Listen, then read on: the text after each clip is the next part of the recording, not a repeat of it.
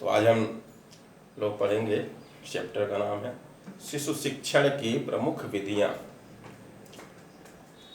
Nursery 12th का है 3rd chapter. 2nd chapter हमारा ख़त्म हो गया था। बोर्ड थोड़ा छोटा पड़ रहा है, इसमें डीए काट के बनवाया हम, इसलिए थोड़ी दिक्कत हो सकती है। तो उसमें शिक्षण की प्रमुख विधियाँ, शिक्षण मतलब ज्ञान देने की क्रिया या सिखाने की क्रिया। तो जो तुम लोग भी अभी टीचर की ट्रेनिंग ले रहे हो, तो इसमें किस तरीके से, किस विधि से हम बच्चों को, छात्रों को अवगत कराएं, ज्ञान दें, इसके लिए तमाम विधियां हैं। उसी में 2 विधियां हैं, आगमन और निगमन विधि। आज हम इन्हीं 2 विधियों की चर्चा करेंगे, बाकी बाद में देखेंगे। आगमन विधि और निगमन विधि। तो पहले हम आगमन विधि लेते हैं। आगमन यानी इंडक्टिव मेथड।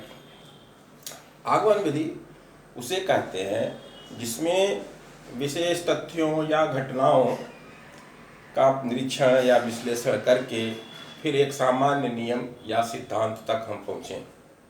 इस तरीके से जो ज्ञान दिया जाए उसको हम कहते हैं आगमन विधि। एक बार फिर सुन लो। आगमन विधि उस विधि को कहते हैं जिसमें विशेष तथ्यों या घटनाओं का निरीक्षण एवं विश्लेषण के द्वारा एक सामान्य नियम निकाला जाता है या सिद्धांत तैयार किया जाता है, एक सामान्य निष्कर्ष पे पहुंचते हैं, उसी को आगमन विधि कहते हैं। क्लियर? अब आगमन विधि जैसे मैंने बताया, इसमें पहले घटनाओं या तथ्यों को हम पहले रखते हैं। तो किन घटनाओं, किन तथ्यों को? जिसको हम सिखा रहे हैं, यानी छात्र के आसपास या उससे संबंधित, उससे जानकारी से संबंधित जो भी वस्तुएं हैं, तथ्य हैं, घटनाएं हैं, उसको हम बताएंगे पहले, क्योंकि वो उसको ज्ञात है। और फिर हम उसके द्वारा धीरे धीरे एक आगे बढ़ेंगे और एक नियम, फार्मूला या एक निष्कर्ष पे पहुंचेंगे, और उसको हम फिर निष्कर्ष तक ले जाकर उसका फिर परीक्षण करेंगे। तो इसको हम कहते हैं आगमन विधि। अब इस विधि में कई सूत्रों का प्रयोग किया जाता है। शिक्षण सूत्र भी तुम लोग को पढ़ाया गया है फर्स्ट ईयर में, तो जानते हो। अब इस विधि में, आगमन विधि में किन किन सूत्रों का प्रयोग होता है इस ज्ञान को देने के लिए? जैसा मैंने बताया, पहले हम तथ्य और घटनाओं का वहाँ पे निरीक्षण रखेंगे बच्चों के सामने, और फिर धीरे धीरे निष्कर्ष तक पहुँचेंगे, एक सामान्य नियम तक, सिद्धांतों तक पहुँचेंगे। जैसे मान लो हमें ज्ञात कराना है बच्चों को संज्ञा के बारे में, तो अब सीधे संज्ञा का परिभाषा बताना पहले नहीं बताएंगे। हम जो बच्चे उसके बारे में जानते हैं, जिन वस्तुओं, उनसे हम उसको निकालेंगे। कैसे निकालेंगे? जैसे कुछ बच्चों के नाम पूछ लिए कि हाँ फला फला नाम, किसी शहरों के नाम पूछ लिए, स्थानों के नाम पूछ लिए, वस्तुओं के नाम पूछ लिए, तब हम बताएंगे इनसे, सब इस नामों से इन वस्तुओं की, इन व्यक्तियों की और इन स्थानों की पहचान होती है। इसे ही हम संज्ञा कहते हैं। तो हम पहले उससे आगे बढ़ रहे हैं, पहले उसकी जानकारी जो बच्चों की है उसी को लेकर हम आगे बढ़ रहे हैं। फिर एक निष्कर्ष हमने निकाला। क्या निकाला? कि स्थान, व्यक्ति या वस्तुओं के नाम को संज्ञा कहते हैं। इसी को कहते हैं आगमन विधि। एक और उदाहरण लेते हैं। जैसे मान लो हम वस्तुओं का भार देखना है, तो वायु में कितना है, जल में कितना है, इसके लिए हम पहले बच्चों को मान लो डस्टर दे दिए, इसका वजन देखो, वायु में सामान्य तौर पे वजन कितना है, इसको अगर हम बाल्टी में पानी में डाल के देखें तो वजन कितना है, बच्चा अपने आप कहेगा कि जी पानी में इसका वजन हल्का है। तो हम एक और 2 और वस्तुओं को दे सकते हैं। तो ये बच्चों की जो जानकारी की चीज़ है उसको लेकर हम आगे बढ़ रहे हैं। फिर एक सामान्य हम निष्कर्ष निकाल सकते हैं कि वायु की अपेक्षा जल में वस्तुओं का भार कम होता है, एक सामान्य निष्कर्ष। तो हम विशेष जानकारी जो बच्चों के पास है उससे हम एक सामान्य जानकारी, सामान्य नियम, सामान्य सिद्धांत की तरफ बढ़ रहे हैं। इसी को क्या कहते हैं? आगमन विधि, इंडक्टिव मेथड। अब इसमें हम जिन सूत्रों का प्रयोग करते हैं, शिक्षण सूत्रों का, इसके परिभाषा से ही, इसके बताने से, एग्जाम्पल से ही तुम्हें सब पता चल गया। बस उन शब्दों को ध्यान देना। ज्ञात से अज्ञात की ओर,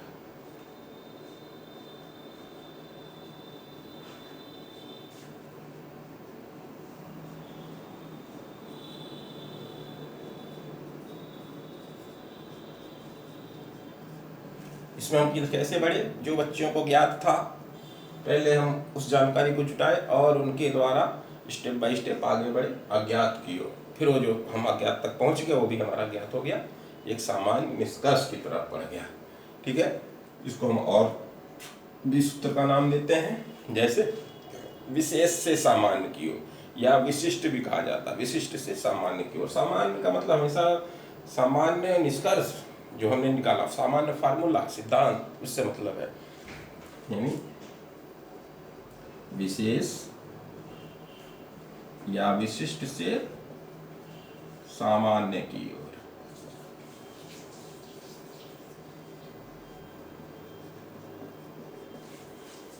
इसको और भी कह सकते हैं सरल से जटिल की ओर। सरल कैसे? जो बच्चों की जानकारी में है पहले से, हम उसको उठा रहे हैं, पहले उस तथ्य को, उस घटना को, उनके अनुभव को, तो हम आगे बढ़ रहे हैं, तो यानी शुरुआत में सरल है, फिर हम धीरे धीरे एक निष्कर्ष की तरफ बढ़ रहे हैं, तो यह सूत्र सरल से जटिल भी कहा जाता है। सरल से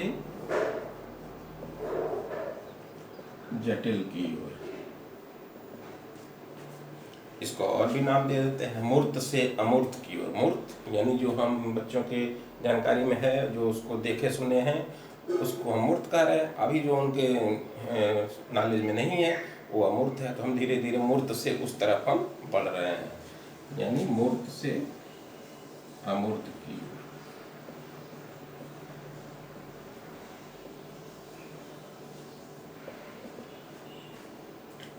इन आगमन और निगमन विधि बहुत ही महत्वपूर्ण विधियां हैं। इसमें क्वेश्चन हमेशा एग्जाम्स में आते रहते हैं, तो इन पर ज़्यादा ध्यान देना। तो इन सब शिक्षण सूत्रों का हम इसको ये भी कहते हैं प्रत्यक्ष से प्रमाण की ओर, यह भी नाम देते हैं इसको प्रत्यक्ष से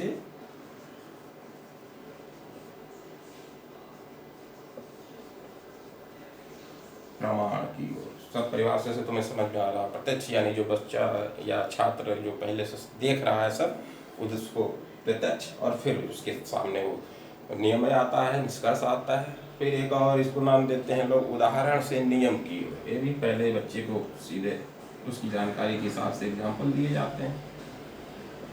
फिर सामान्य नियम,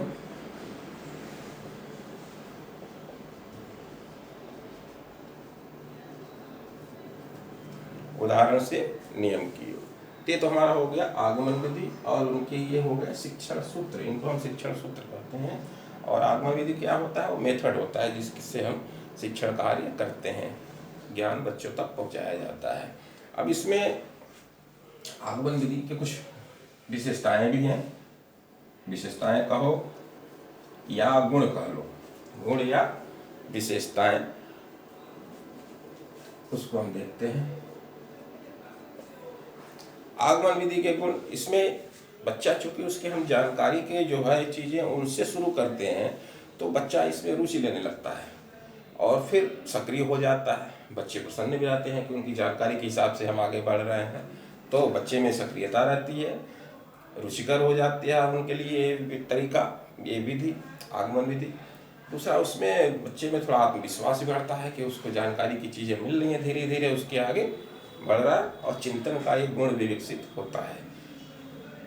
और बालक इसमें चूंकि स्वयं शामिल रहता है, धीरे धीरे वो करते हुए आगे बढ़ता है, इसलिए इससे जो ज्ञान हासिल होता है उसका प्रभाव उस पर स्थायी रहता है। ठीक है, तो ये इसके गुण हैं, इसको लिखने की आवश्यकता नहीं है। हाँ, दोष, ऐसे ही इसके दोष भी कुछ है, हर विधि के कुछ गुण कुछ दोष दोनों निकालते हैं। दोष यह है, एक तो इसमें टाइम ज़्यादा लगता है, शिक्षण कार्य में, शिक्षा देने की क्रिया में समय और शक्ति ज़्यादा लगती है।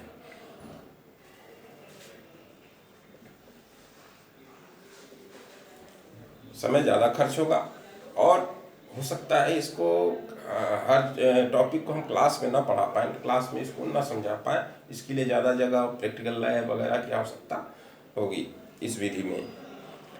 और इस विधि को समझने के लिए छोटे बालकों के लिए यह विधि ज़्यादा उपयुक्त नहीं है, इसलिए इसमें ये सब कमियां बताई जाती हैं। ये तो थी आगमन विधि। अब इसके ठीक विपरीत हमने तो विधियों की चर्चा किया, आगमन, और दूसरा है निगमन।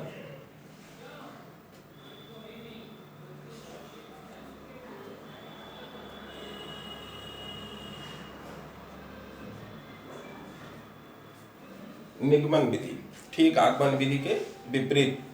विपरीत कैसे कि आगमन विधि में जैसा मैंने बताया, तथ्यों और घटनाओं को पहले हम उसके सामने बच्चों के रखते हैं और फिर धीरे धीरे आगे बढ़ते हैं और सामान्य नियम और निष्कर्ष की तरफ बढ़ते हैं। इसमें ठीक विपरीत यह हो जाता है कि इस विधि में हम पहले निष्कर्ष या फार्मूला या सिद्धांत उसको पहले रख देते हैं बच्चों के सामने और फिर उसको हम सामान्यीकरण करते हैं, फिर विश्लेषण उसका प्रस्तुत करते हैं, उसको हम प्रूव करते हैं। पहले इस निगमन विधि में पहले सामान्य नियम परिभाषा या सिद्धांत है उसको रख दिया जाता है, फिर प्रयोग अवलोकन आदि की सहायता से हम उसको सिद्ध करते हैं, प्रूव करते हैं कि जो भी हमने नियम या अवलोकन रखा है वो प्रूव हो गया। इसको कहते हैं निगमन विधि। इसलिए यह आगमन के बिल्कुल विपरीत है।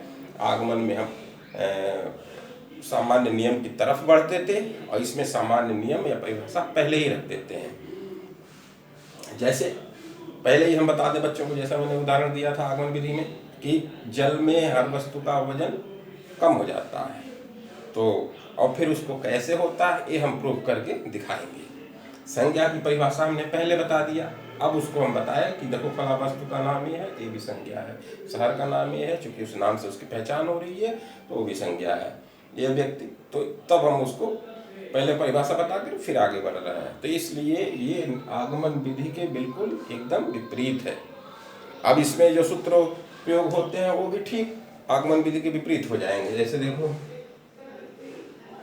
हमने वहां पे पढ़ा था ज्ञात से अज्ञात की ओर, अब यहाँ क्या हो जाएगा अज्ञात से ज्ञात की ओर।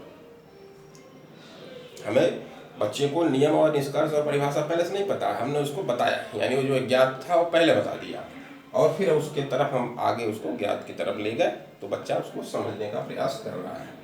इसको हम कहेंगे अज्ञात से ज्ञात की ओर।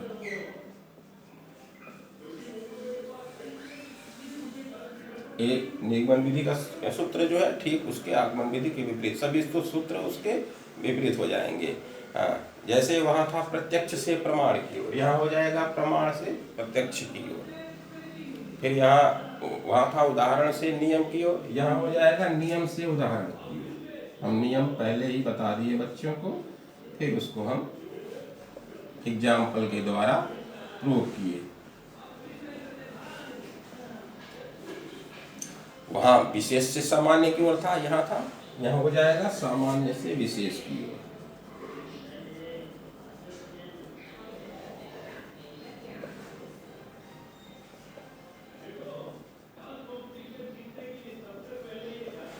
हमारी पुस्तक में तुलना करते समय जो चार्ट दिया है उसमें उल्टा कर दिया है। आगमन विधि की सामान्य तथा विशेष वाली बात को वो मिसप्रिंट है, उस पर ध्यान न देना। निगमन विधि में हो जाएगा सामान्य से विशेष की ओर, क्योंकि हम सामान्य नियम या सिद्धांत या निष्कर्ष हमने बच्चों को पहले बता दिया और फिर उसको उस विशेष जो जानकारी पहले से उस पर है उसकी तरफ ले गए, और बाकी जो भी नियम है सब उसमें से उल्टा हो जाएगा। जैसे मूर्त से अमूर्त था वहाँ, यहाँ अमूर्त से अमूर्त की ओर हो जाएगा। अमूर्त से मूर्त की ओर, यानी जिसके बारे में बच्चे को नहीं पता, वो नहीं देखा सुना है, उससे हम उसकी तरफ बढ़ेंगे। जो बच्चे को पता है या देखा सुना है उसकी तरफ। तो ये शिक्षण सूत्र हो गए निगमन विधि के ठीक उसके विपरीत। अब निगमन विधि ज़्यादा इसके जो गुण और या विशेषताएं जो कह लो, इसमें एक तो समय और शक्ति की बचत होती है।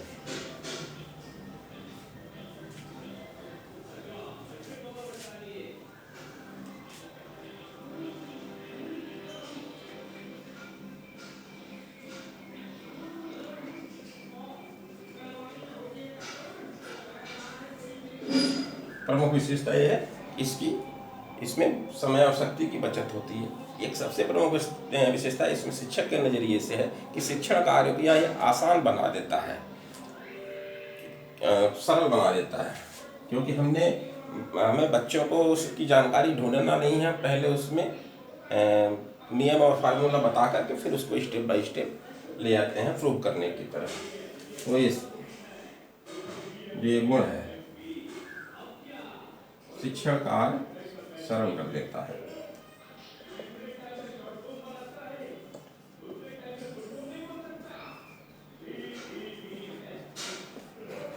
शिक्षण कार्य के लिए सरल है।